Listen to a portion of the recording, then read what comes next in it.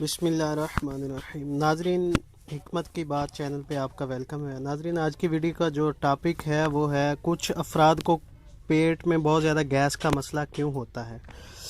کیا آپ کو وہ پیٹ میں اکثر بہت زیادہ گیس کا مسئلہ درپیش ہوتا ہے؟ اگر ہاں تو یہ جسم کی جانب سے مخصوص غذاؤں پر رد عمل، کسی غذا کے اجزاء برداشت نہ کر پانا یا نظام ہاضمہ کے مسائل کی علامت ہو سکتا ہے۔ عام طور پر لوگ دن بھر میں 5 سے 10 بار گیس خارج کرتے ہیں، مگر کئی بار یہ مقدار زیادہ بھی ہو سکتی ہے۔ اس کی وجوہات مختلف ہو سکتی ہیں جو آپ کو میں بتانے جا رہا ہوں۔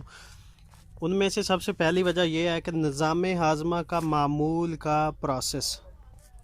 کھانا یا پینا پیٹ میں گیس بنانے کے لیے کافی ہوتا ہے۔ جب کوئی فرد کچھ کھاتا یا پیتا ہے تو اس کے ساتھ کچھ مقدار میں ہوا بھی نگل لیتا ہے، جسے جسم ڈکار کی شکل میں خارج کرتا ہے، یا وہ آنتوں میں جا کر گیس کی شکل اختیار کر لیتی ہے جو ری کی صورت میں خارج ہوتی ہے۔ یعنی گیس کا اخراج نظام ہاضمہ کی قدرتی سرگرمی ہے، کیونکہ ہم جو بھی کچھ کھاتے ہیں وہ معدے میں موجود بیکٹیریا مختلف گیوں میں تبدیل کر دیتے ہیں، جسے جسم خارج کر دیتا ہے۔ دوسری وجہ یہ ہے کہ غذائی تبدیلیاں۔ اکثر افراد کو پیٹ میں زیادہ گیس کا مسئلہ اس وقت ہوتا ہے جب وہ اپنی غذا میں تبدیلیاں کرتے ہیں، جیسے گوشت چھوڑ کر صرف سبزیوں تک محدود ہو جانا، مختلف غذائی گروپس سے دوری اختیار کر لینا، یا نئی غذاؤں کو آزمانا۔ اسی طرح کے کیسز میں چند دیگر علامات جیسے دل متلانا، بد ہضمی، قبض یا ہیضے کا بھی سامنا ہو سکتا ہے، جس کے دوران جسم نئی غذا کے لیے خود کو ڈھال لیتا ہے۔ ناظرین، اس کی تیسری جو وجہ ہے وہ مخصوص غذاؤں کا استعمال ہے۔ کچھ غذائیں زیادہ گیس بننے کا باعث بنتی ہیں، جیسے زیادہ فائبر والی غذائیں، کیونکہ فائبر ایسا جز ہے جس کے ٹکڑے کرنا جسم کے لیے مشکل ہوتا ہے، اور یہ چھوٹی آنت سے قولون میں بغیر ہضم ہوئے پہنچ جاتی ہے، جہاں وہ اسے گیس کی شکل دے دیتا ہے۔ زیادہ فائبر والی غذائیں جیسے بیج، دالیں، سبزیاں اور اجناس وغیرہ معدے کے لیے فائدہ مند ہوتی ہیں، مگر ان کا بہت زیادہ استعمال بدہضمی کا خطرہ بڑھاتا ہے۔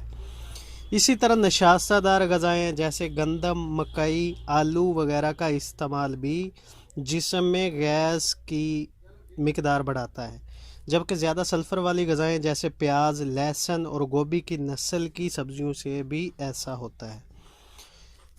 ناظرین، اس کی چوتھی جو وجہ ہے وہ قبض ہے۔ قبض کے شکار افراد کو گیس کا مسئلہ بھی لازمی ہوتا ہے، کیونکہ غذائی کچرا قولون میں جمع ہوتا ہے جو اضافی گیس خارج کرنے لگتا ہے۔ ناظرین، اس کی ایک اور وجہ دودھ سے بنی مصنوعات کا ہضم نہ ہونا بھی ہے۔ اگر کسی فرد کا معدہ دودھ یا اس سے بنی مصنوعات میں موجود قدرتی مٹھاس کو ہضم نہیں کر پاتا تو گیس کے مسئلے کا بھی سامنا ہوتا ہے۔ اس کی وجہ جسم کا لیکٹوز کے ٹکڑے نہ کر پانا ہوتا ہے۔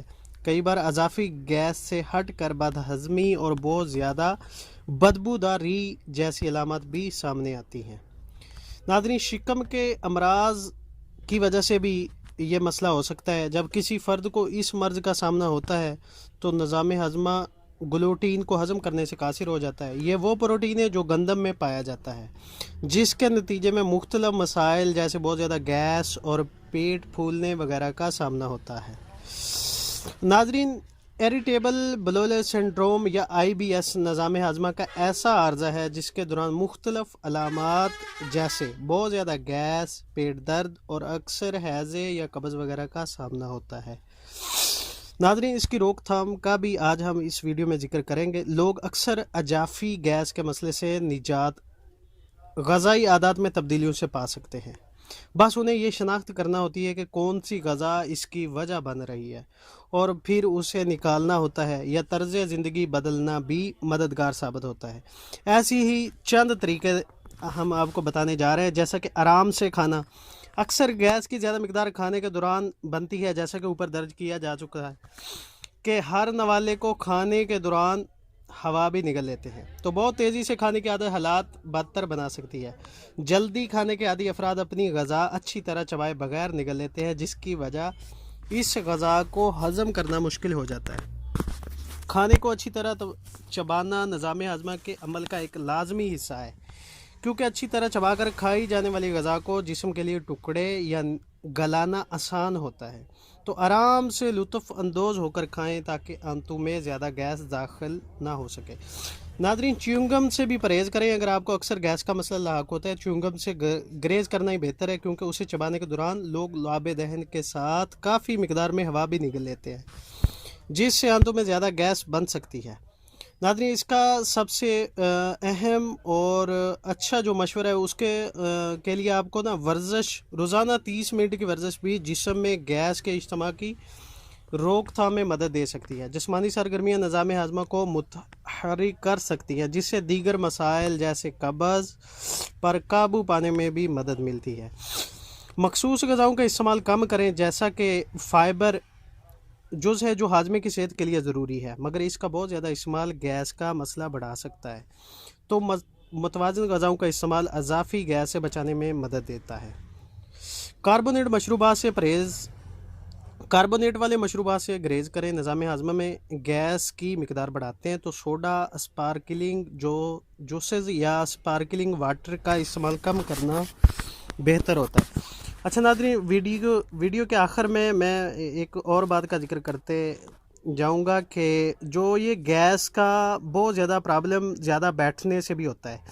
جو لوگ دفاتر میں زیادہ تر اپنا ٹائم گزارتے ہیں یا گاڑیوں کے ڈرائیور لوگ جو ہوتے ہیں، وہ بھی بہت زیادہ اس عارضے کا جو ہے شکار ہو جاتے ہیں۔ اس کے لیے سب سے اہم اور بہترین مشورہ جو ہے یہ ہے، حدیث پاک سے بھی ثابت ہے کہ کھانا کھانے کے بعد کم از کم 70 قدم چلنا ضروری ہوتا ہے۔ ٹھیک ہے، تو ناظرین، اگر ان چیزوں پر ہم عمل پیرا ہوں گے تو انشاءاللہ جو پیٹ کی گیس ہے، معدہ کی گیس، اس سے بچا جا سکتا ہے۔ ناظرین، ویڈیو کے اختتام سے پہلے چینل حکمت کی بات کو ضرور لائک کیجئے گا، اور اس ویڈیو کو اپنے دوستوں کے ساتھ شیئر بھی ضرور کیجئے۔